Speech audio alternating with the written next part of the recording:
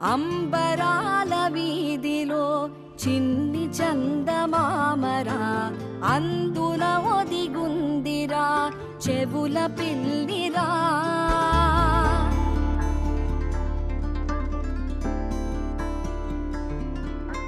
నీడ నీలి దీవిలో నీటి మీద మెరిసెరా, ఆ వెన్నెల కాంతిలో కూర్మముందిరా.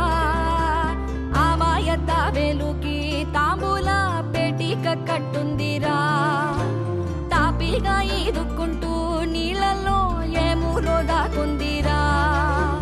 తారలాంటి ఆకారం తాళమే దానికి వేసుందిరా, లెక్కనే పెట్టలేని ఒక్కలే అందులో ఉన్నాయిరా.